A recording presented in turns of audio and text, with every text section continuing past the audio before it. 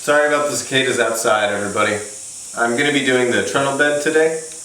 I'm not really trying to break the wheel or really spend a lot of time on this at all, so what I'm going to be doing is recreating the box that I've got up top. For the bottom, then I'm going to put some casters on so we can put a twin-size bed underneath this and slide it out whenever we need to accommodate other people, or he wants to sleep on the bottom bunk, or I don't know. So it looks cool, I suppose. But we're gonna need to find a way to get a twin-size bed to fit onto this.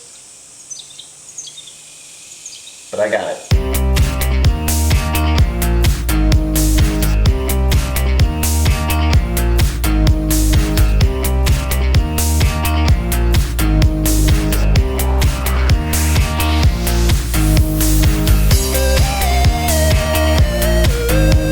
If y'all are curious about why I'm cutting on both sides, doing one cut on the left and then sliding it over to my stop block, is because I use a lot of reclaimed wood.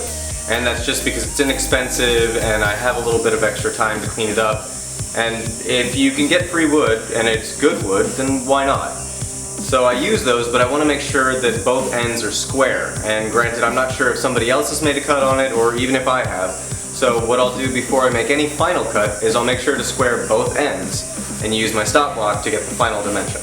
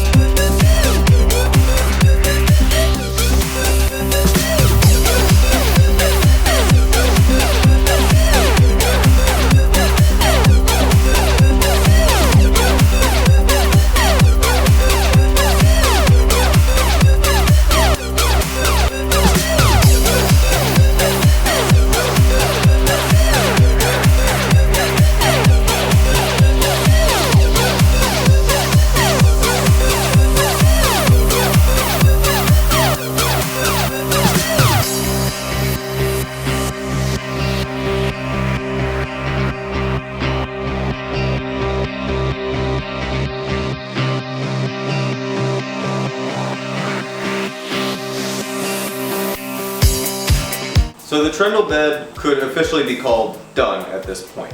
We've got the top part of the bed all finished and set back together. The trundle on the bottom is on its casters. It moves freely back and forth with the wheels and it can accept a twin-size bed. So at that point, theoretically, you could call this project done. After talking about it with my wife, we want to make a couple changes. We want to make sure that we add in a front face so that we can cover up the twin-size bed so we don't need to worry about doing any particular dressings on the bed. Doesn't need to have like a whole bunch of expensive fittings. And then on the top, we want to add on the back panel, we want to be adding on something that's going to be kind of like a back row board. All these things we want to do just because it's going to be a cheap way to kind of enhance the project and make it look bigger. So I'm going to show you all how we do that now. So to give you guys a quick overview of what we're doing here is that I've just cut some 45, kind of like doing frames. So these are just some 45 mitered angles. They're going to be going up on both sides. And then I've got one long stretcher that does the whole thing. And then we'll go right in here, hopefully like so. Without falling down, it's going to fall down. So I didn't think this through.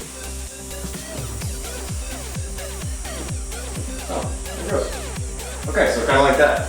And I'll just be toenailing it in with some nice long screws to make sure that it holds in place, making sure to pilot those. And then I'm going to do a small dado that's going to go in the middle of this.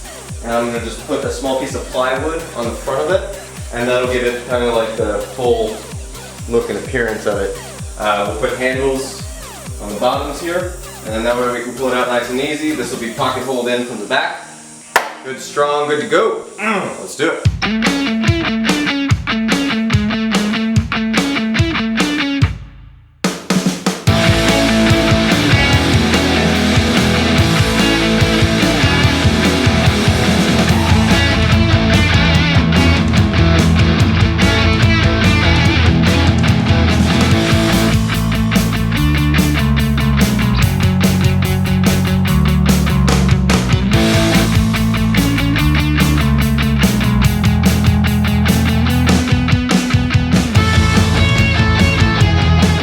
Alright guys, so the assembly is completed.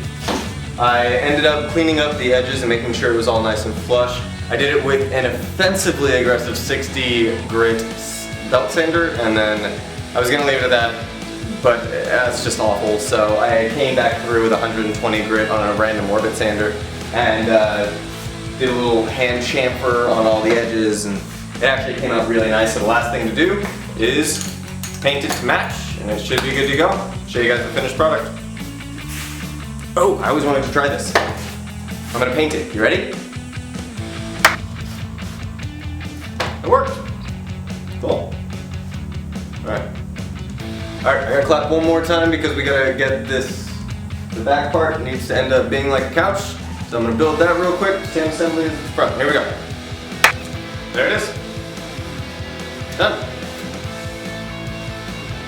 Did it. Power of editing. Beautiful. Best tool in the shop.